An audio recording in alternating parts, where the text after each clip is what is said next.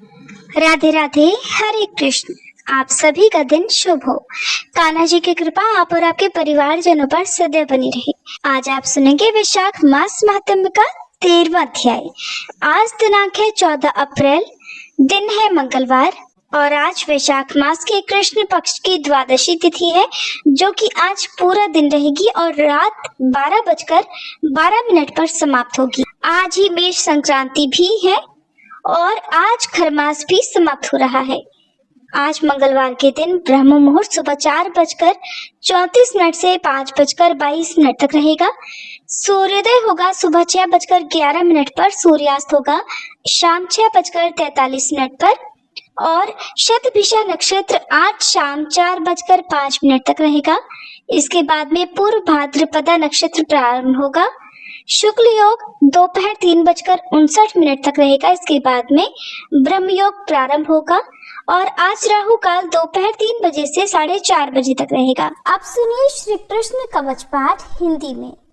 देवर्षि नारद जी ने भगवान नारायण से पूछा, भगवान अब मेरी ये सुनने की इच्छा है कि भगवान शंकर ने दयावश परशुराम को कौन सा मंत्र और कौन सा स्तोत्र और कवच दिया था।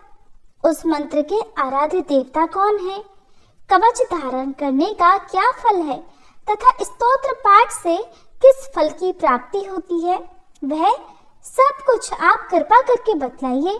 तब नारायण भगवान बोले, नारद उस मंत्र के आराध्य देव गोलोकनाथ गोपेश्वर सर्वसमर्थ परिपूर्णतम स्वयं भगवान श्री कृष्ण हैं। शंकर जी ने रत्न पर्वत के निकट स्वयं प्रभा नदी के तट पर पारिजात वन के मध्य स्थित आश्रम में लोकों के देवता माधव के समक्ष परशुराम को त्रैलोक्य विजय नामक परम अद्भुत कवच विभूति योग से संभूत महान पुण्यमय स्वतराज नाम वाला स्तोत्र और संपूर्ण कामनाओं का फल प्रदान करने वाला मंत्र कल्पतरु नामक मंत्र प्रदान किया था। महादेव जी ने कहा, भृगुवंशी महाभागवत्स, तुम प्रेम के कारण मुझे पुत्र से भी अधिक प्रिय हो, अतः आओ कवच ग्रहण करो। हे राम, जो ब्रह्मांड में परम अद्भुत तथा विजयप्रद है, श्री कृष्ण के उस त्रैलोक्य विजय नामक कवच का मैं वर्णन करता हूँ, सुनो।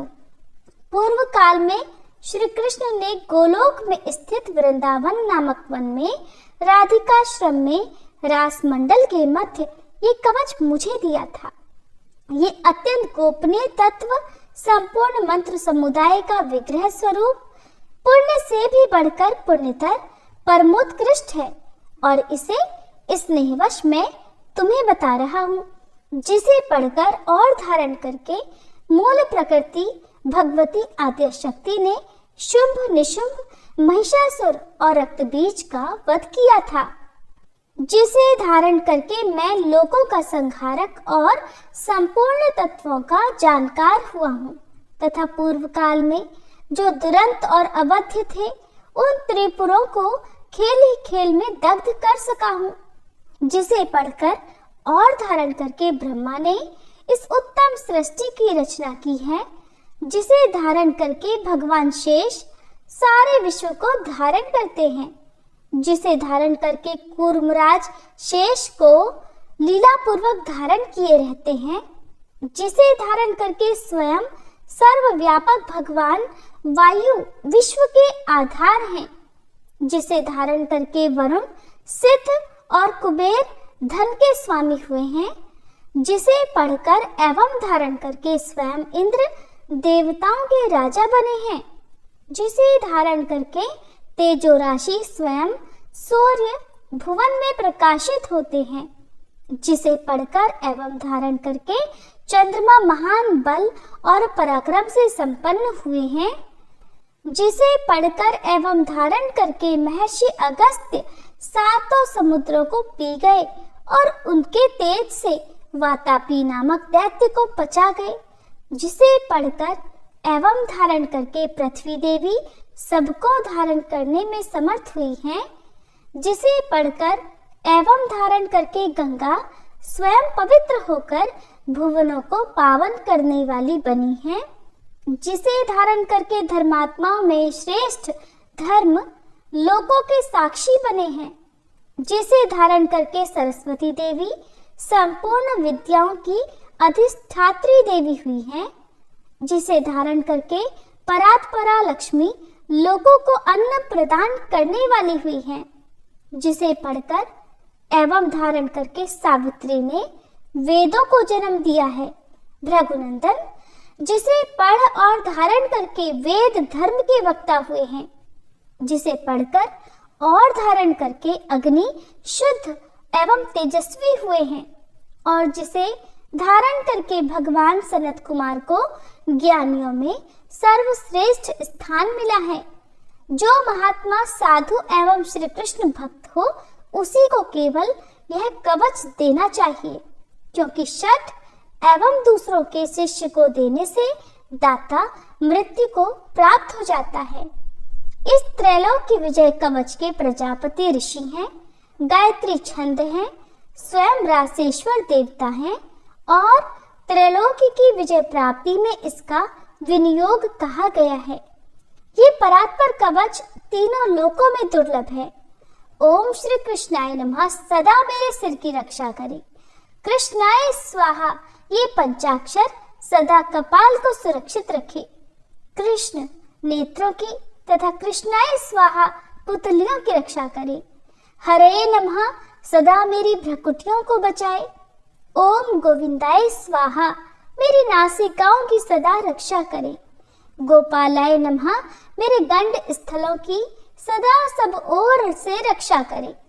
ओम गोपांगनेशाय नमः सदा मेरे कानों की रक्षा करे। ओम कृष्णाय नमः निरंतर मेरे दोनों ओठों की रक्षा करे। ओम गोविंदाय स्वाहा सदा मेरी दंत पंक्ति की रक्षा करे। ओम कृष्णाय नमः दांतों के छिद्रों की तथा क्लिंग दांतों के ऊर्ध्व भाग की रक्षा करे। ओम श्री कृष्णाय स्वाहा सदा मेरी जिह्वा की रक्षा करे। रासेश्वराय स्वाहा सदा मेरे तालू की रक्षा करे। राधिकेशाय स्वाहा सदा मेरे कंठ की रक्षा करे। गोपांगनेशाय नमः सदा मेरे वक्ष स्थल की रक्षा करे। ओम गोपेशाय स्वाहा सदा मेरे कंधों की रक्षा करे। नमः किशोर वेशाय स्वाहा सदा मेरे पृष्ठ भाग की रक्षा करे। मुकुंदाय नमः सदा मेरे उदर की तथा ओम ह्रीं क्लीं कृष्णाय स्वाहा सदा मेरे हाथ पैरों की रक्षा करे। ओम विष्णवे नमः सदा मेरे दोनों भुजाओं की रक्षा करे। ओम ह्रीं भगवते स्वाहा सदा मेरे नखों की रक्षा करे। ओम नमो नारायणाय सदा नख छिद्रों की रक्षा करे। ओम ह्रीं ह्रीं पद्मनाभाय नमः सदा मेरी नाभि की रक्षा करे।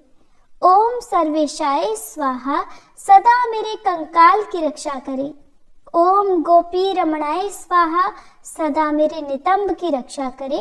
ओम गोपी रमण नाथाय स्वाहा सदा मेरे पैरों की रक्षा करे। ओम ह्रीं श्रीं रसिकेशाय स्वाहा सदा मेरे सर्वांगों की रक्षा करे। ओम केशवाय स्वाहा सदा मेरे केशों की रक्षा करे। नमः कृष्णाय स्वाहा सदा मेरे ब्रह्मरंध्र की रक्षा करे। ओम माधवाय स्वाहा सदा मेरे रोमों की रक्षा करे।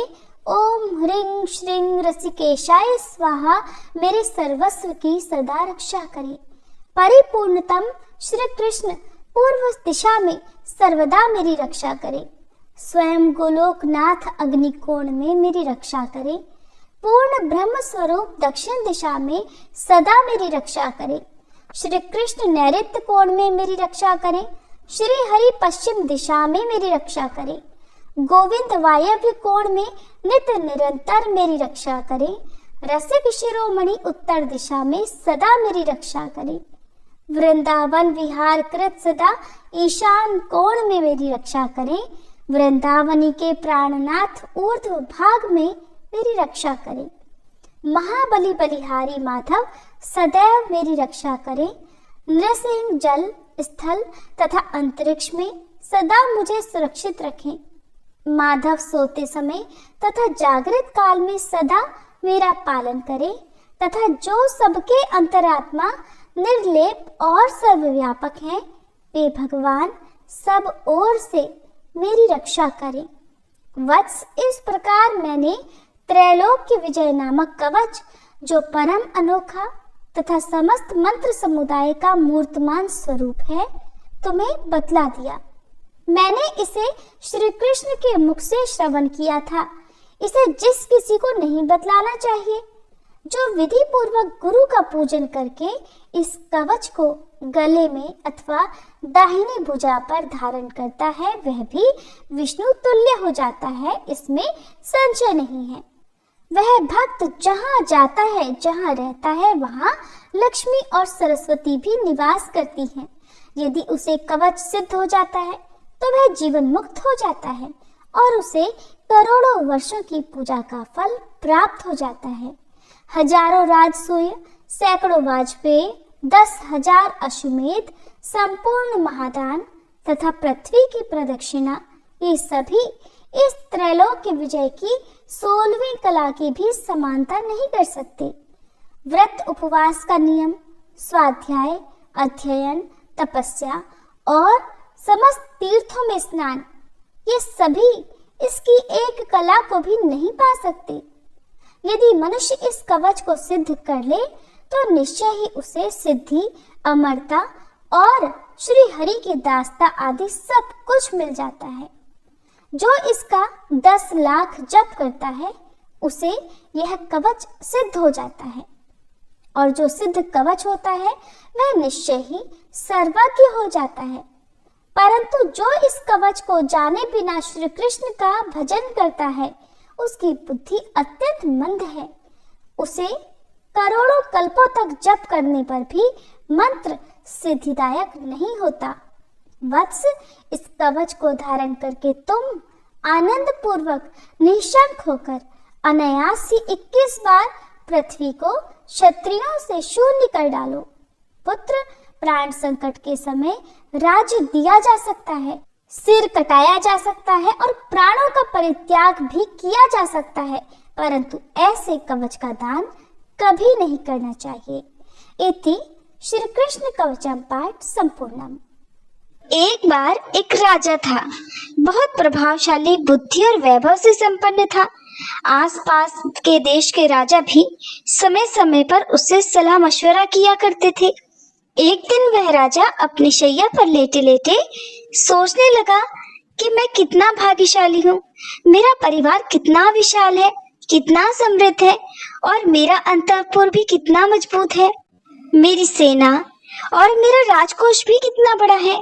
ओहो, मेरे खजाने के सामने तो कुबेर के खजाने की भला क्या बिसात।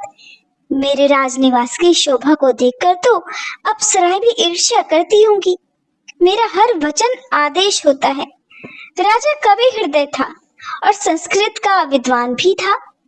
अपने भावों को उसने अब शब्दों में पिरोना शुरू किया, जैसा कि एक कवि की आदत ही होती है। इस तरह भावों को शब्दों में पिरोते पिरोते कविता के 3 चरण बन गए, लेकिन चौथी पंक्ति पूरी नहीं हो रही थी।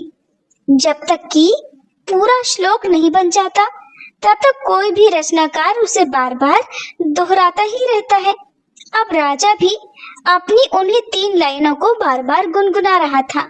चेतो हराः युवतयः स्वजनाः अनुकूलाः सद्वान्ध्वः प्रणय गर्भ गिरिश्चः भृत्याः गर्जन्ति तन्ती निवः स्वरिला स्तुरंगः। यानी मेरी चित्ताकर्षक रानियां हैं, अनुकूल स्वजन वर्ग है, श्रेष्ठ कुटुंबी जन है, कर्मकार, विनम्र और आज्ञापालक है, हाथी घोड़ों के रूप में विशाल सेना भी है। लेकिन बार बार इस श्लोक को गुनगुनाने पर भी चौथा चरण नहीं बन पा रहा था। अब संयोग की बात है कि उसी रात एक चोर राजमहल में चोरी करने के लिए आया था। मौका पाकर वह राजा के शयन कक्ष में ही घुस गया और पलंग के नीचे दुबक कर बैठ गया। चोर भी संस्कृत भाषा का विज्ञ और आशु कवि था। समस्या पूर्ति का उसे अभ्यास था। अब राजा अपने उसी श्लोक को गुनगुना रहा था।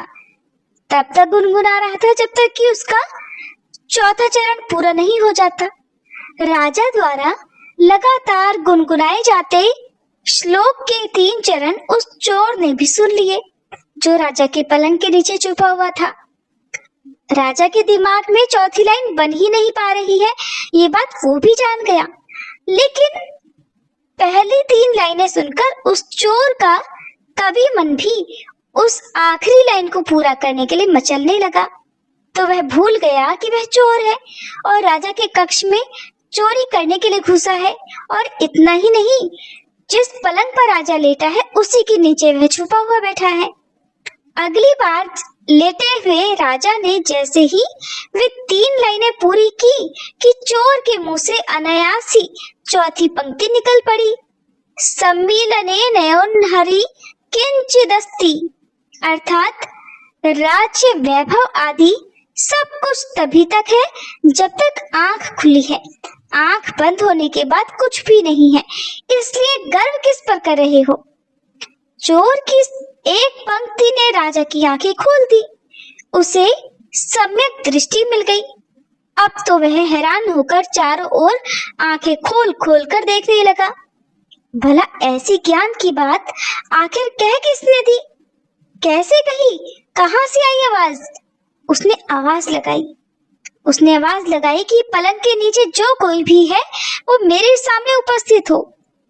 चोर चुपचाप सामने आकर खड़ा हो गया, फिर हाथ जोड़कर राजा से बोला, क्योंकि उसकी पोल पट्टी खुल चुकी थी, वह तो चोरी करने आया हुआ था। तो हाथ जोड़कर राजा से बोला, हे राजन, आया तो मैं चोरी करने था, लेकिन आपके द्वारा पढ़ा जा रहा ये श्लोक सुनकर मैं भूल गया कि मैं एक चोर हूँ। दरअसल मैं एक कवि भी हूँ और आपके अधूरे श्लोकों को बार बार गुनगुनाए जाते रहने के कारण मेरा काव्य प्रेम उमड़ पड़ा और मैं चौथे चरण को पूरा करने का दुस्साहस कर बैठा। राजन, मैं अपराधी हूँ, मुझे हो सके तो क्षमा कर दी। चोर की बात सुनकर राजा बोला, तुम अपने जीवन में चाहे जो कुछ भी करते हो, लेकिन इस समय तो तुम मेरे गुरु हो। तुमने मुझे जीवन के यथार्थ का परिचय कराया है और आंख बंद होने के बाद तो सचमुच कुछ भी नहीं रहता। ये कहकर तो तुमने मेरा सत्य से ही साक्षात्कार करवा दिया, मुझे असलियत बता दी और गुरु होने के कारण अब तुम मुझसे जो चाहे मांग सकते हो। चोर की समझ में कुछ नहीं आया, लेकिन राजा ने आगे कहा कि आज मेरे ज्ञान की आंखें खुल गई हैं, इसलिए शुभस्य शीघ्रम इस सूक्त को आत्मसात करते हुए मैं शीघ्र ही संन्यास भी लेना चाहता हूँ। राज्य मुझे अब तिनके के समान प्रतीत हो रहा है।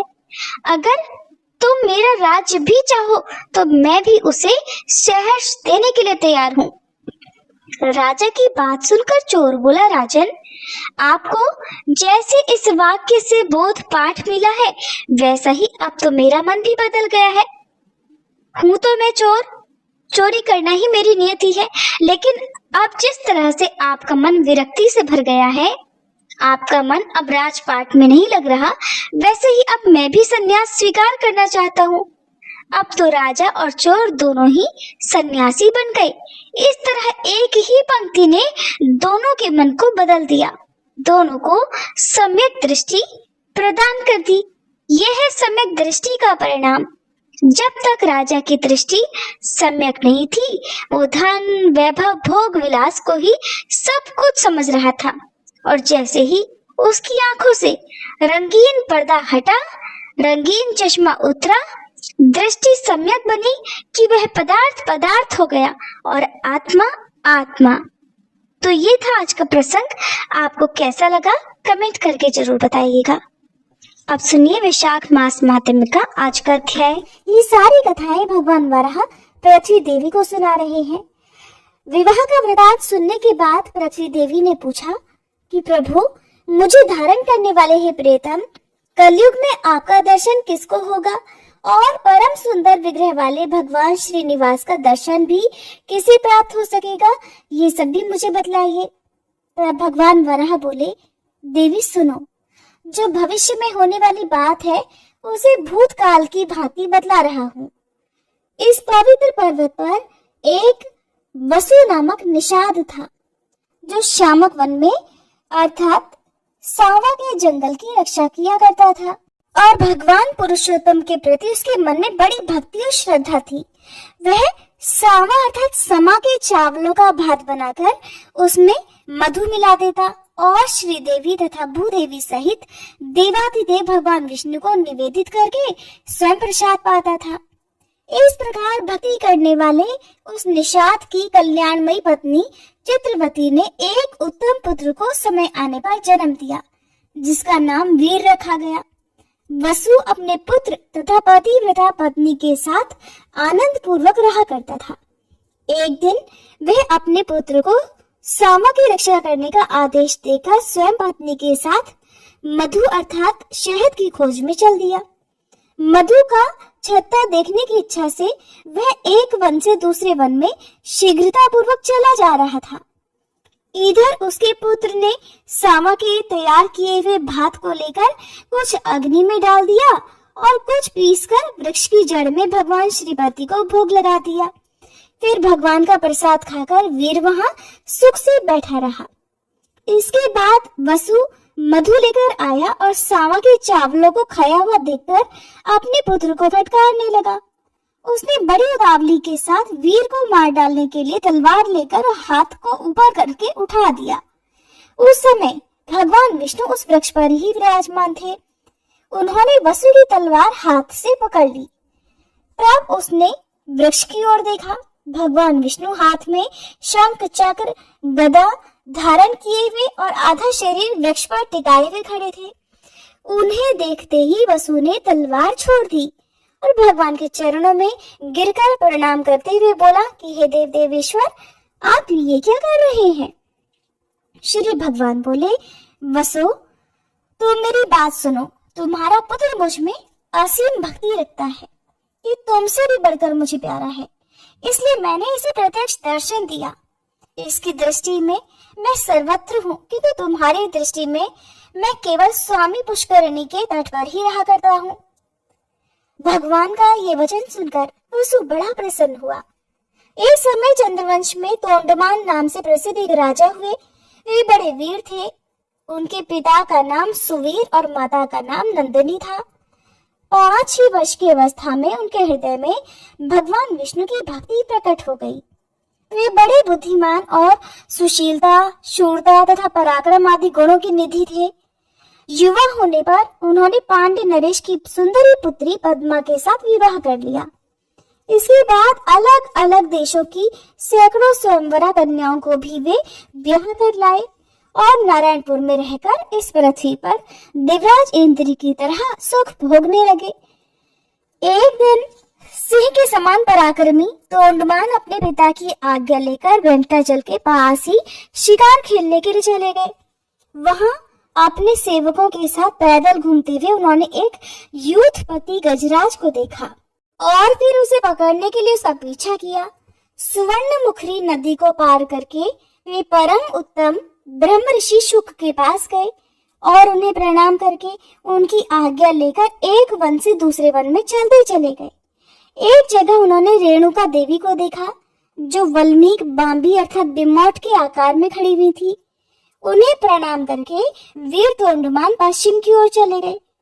आगे जाकर उन्हें पंचरंगा एक तोता दिखाई दिया। फिर उसे पकड़ने के लिए वे भी उसके पीछे पीछे दौड़ने लगे। तोता श्रीनिवास का नाम रटता हुआ शीघ्र ही पर्वत के शिखर पर जा पहुंचा। पीछा करते हुए राजा भी गिरिराज पर चढ़ गए और उस तोते को ढूंढते ढूंढते शामक वन में जा पहुंचे।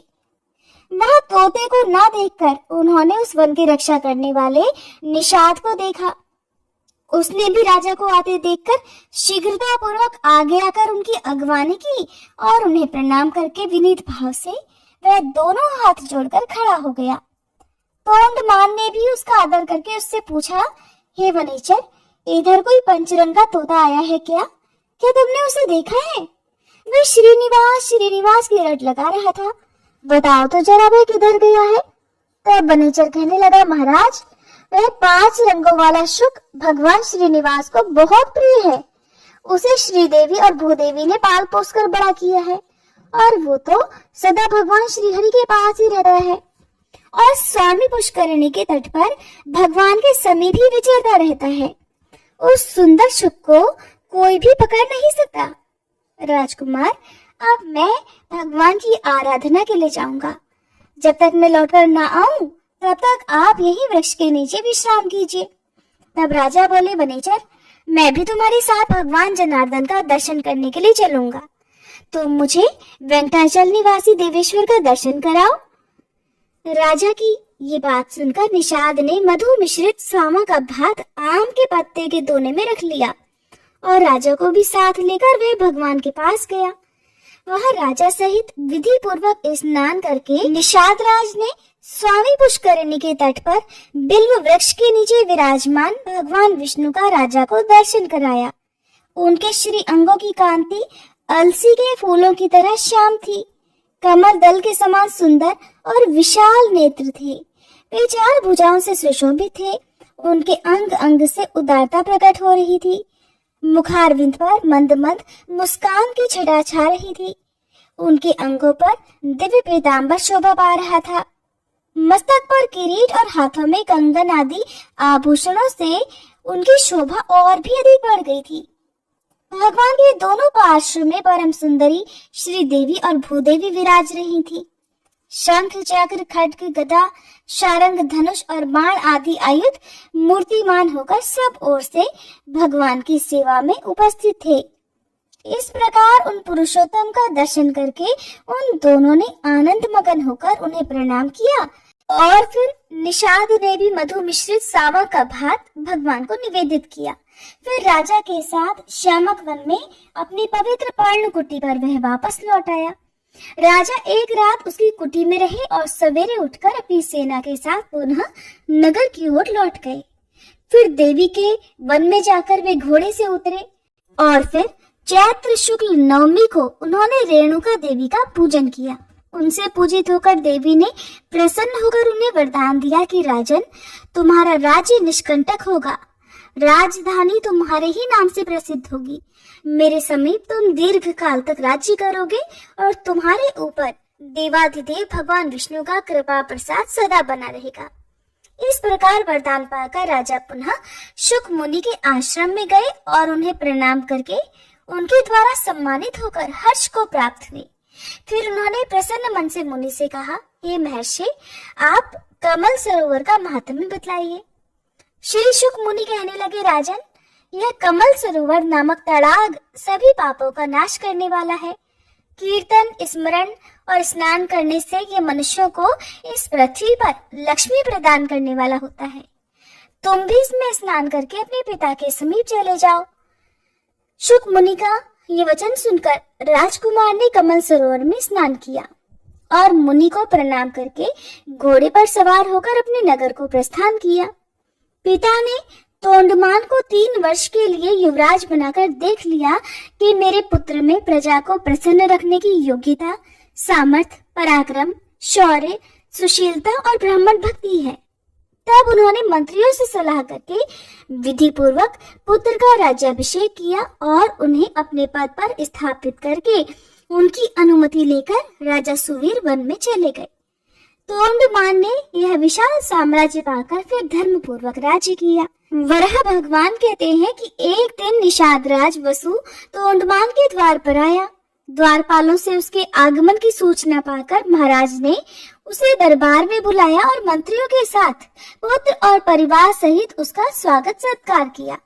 इसके बाद प्रसन्न होकर उन्होंने वसु से पूछा कि वनेचर, किस कार्य से आपका यहाँ आगमन हुआ है? वसु ने कहा, राजन, मैंने वन में एक बड़े आश्चर्य की बात देखी है, उसे सुनिए। रात में कोई सफेद रंग का वारह आकर मेरा सामा चरने लगा। तब मैंने हाथ में धनुष लेकर उसका पीछा किया। खदेड़ने पर वह वायु के समान तेज गति से भागा और मेरे देखते ही देखते स्वामी पुष्करिणी के तट पर वल्मीक में घुस गया। तब मैंने क्रोधित होकर उस वल्मीक को खोदना आरंभ कर दिया। इतने में ही मूर्छित होकर मैं पृथ्वी पर गिर पड़ा। उसी समय मेरा यह पुत्र वहां पर आ गया और मुझे पृथ्वी पर मूर्छित होकर पड़ा हुआ देख पवित्र होकर देवाधिदेव भगवान मधुसूदन की स्तुति करने लगा। तब भगवान वराह का मुझ में आवेश हुआ और उन्होंने मेरे पुत्र से कहा, निषाद राज, तुम शीघ्र ही राजा के पास जाकर मेरा सारा वृतांत उनसे कहो। राजा काली गौ के दूध से अभिषेक करते हुए इस वल्मीक को धो डालें, तब इसके भीतर एक परम सुंदर शिला दिखाई देगी।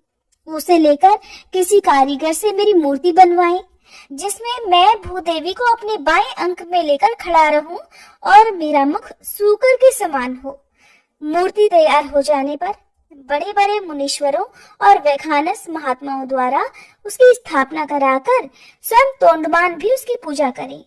ऐसा कहकर भगवान वराह ने मुझे छोड़ दिया और फिर उसके बाद मैं स्वस्थ हो गया। देवाधिदेव भगवान वराह आपसे क्या कराना चाहते हैं, यही बतलाने के लिए मैं यहाँ आया हूँ। राजा तोंडमान भी ये सुनकर बहुत प्रसन्न हुए और हैरान भी हुए। इसके बाद पुष्कर आदि मंत्रियों के साथ कार्य का निश्चय करके वेंकटाचल जाने का विचार किया गया और सभी ग्वालों को बुलाकर कहा कि ये गोपगणों, जितनी भी मेरी काली और कपिला गौवें हैं, उन सबको बछड़ों सहित वेंकटाचल के पास लेकर आओ। गोपों को ऐसी आज्ञा देकर राजा ने मंत्रियों को सूचित किया कि कल ही यात्रा करनी है। इसके बाद सभी प्रजा को विदा करके जितेंद्र राजा ने अंतःपुर में प्रवेश किया और अपनी पत्नियों से वराह जी की ये कथा सुनाकर वे रात में वही सो गए। सपने में भगवान श्रीनिवास ने राजा को बिल का मार्ग दिखाया और उनके नगर से लेकर बिल के अंत तक मार्ग में पल्लव बिछा दिए।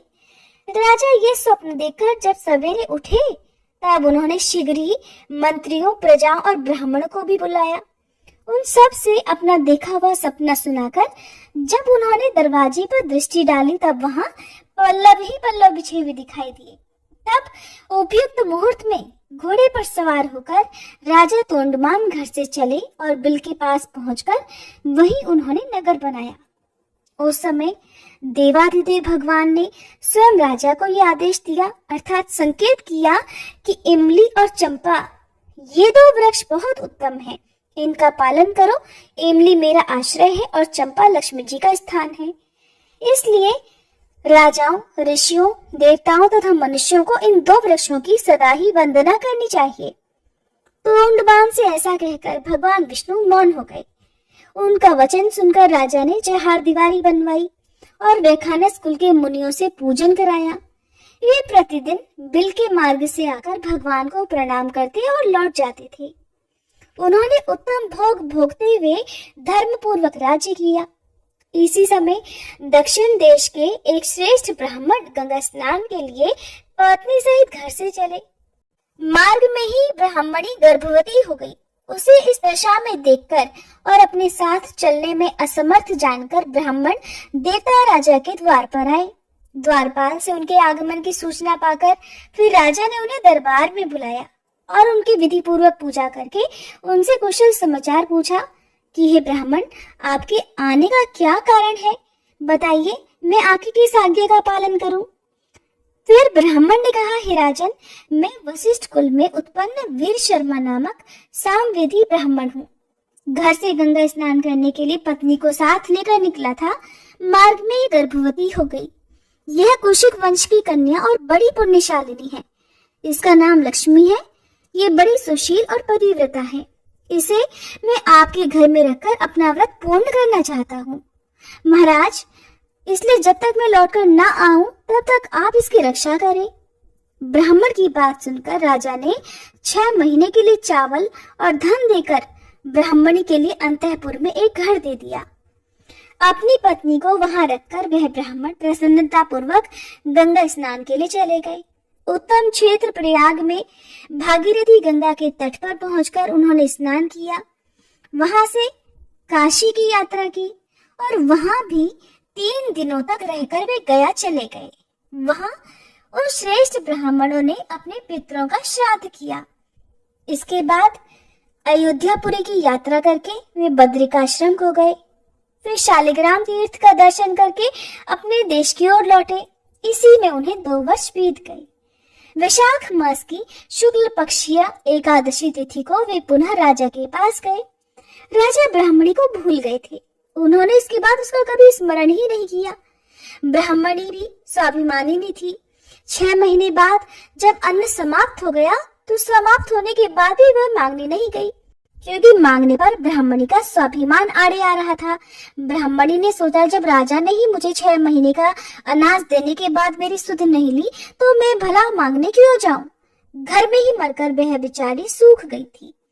इसके बाद वीर शर्मा ब्राह्मण ने गंगा जल की पिटारी खोलकर एक शीशी गंगा जल राजा को भेंट किया और पूछा, हे राजन, मेरी धर्म पत्नी कुशल से तो है ना? तब राजा ने ब्राह्मण को स्मरण करके कहा, अच्छा, आप ठहरिए, मैं अभी आता हूँ। ऐसा कहकर उन्होंने अंतःपुर में जाकर देखा तो वह ब्राह्मणी तो अपने घर में ही मर गई थी। ब्राह्मण को ये बात न बताकर राजा ने उसी उत्तम बिल में प्रवेश किया और श्रीदेवी तथा भूदेवी सहित भगवान श्रीनिवास का दर्शन करने के लिए वे वेंकटाचल पर गए। राजा को अचानक आता देख श्रीदेवी और भूदेवी दोनों छिप गईं। उन्हें प्रणाम करते देख भगवान ने पूछा, हे राजन, ये असमय तुम्हारा आगमन यहाँ कैसे हुआ? तब राजा ने भयभीत होकर उस ब्राह्मणी की मृत्यु का सारा वृतांत कह सुनाया, जिसे सुनकर देवादिदेव भगवान विष्णु ने कहा, राजन, उस श्रेष्ठ ब्राह्मण से भय मत करो। तुम ब्राह्मणी के शव को डोली में बिठाकर अपनी रानियों के साथ यहाँ लेकर आओ और मेरे निवास स्थान में पूर्व भाग में जो अस्थि सरोवर है उसी में द्वादशी को स्नान कराओ। वह सरोवर अब मृत्यु का निवारण करने वाला है।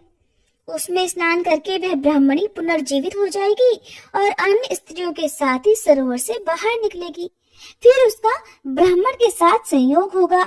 भगवान श्रीनिवास का ये वचन सुनकर राजा ने फिर जो कुछ भी किया उसका वृतांत भक्तजनों आप सभी आने वाले अध्याय में सुनिएगा। आप सुनिए श्री कृष्ण चालीसा पाठ और तुलसी माता की आरती। बंशी शोभित कर मधुर नील जलद तन श्याम, अरुण अधर जनु बिंबा फल नयन कमल अभिराम, पूर्ण इंद्र अरविंद मुख पीतांबर शुभ साज, जय मन मोहन मदन छवि कृष्ण चंद्र महाराज, जय यदुनंदन जय जगवंदन, जय वसुदेव देवकी नंदन, जय यशोदासुत नंद दुलारे, जय प्रभु भक्तन के धृगतारे, जय नट नागर नागन थैया कृष्ण कन्हैया धेनु चरैया, पुनि नख पर प्रभु गिरवर धारो, आओ दीनन कष्ट निवारो,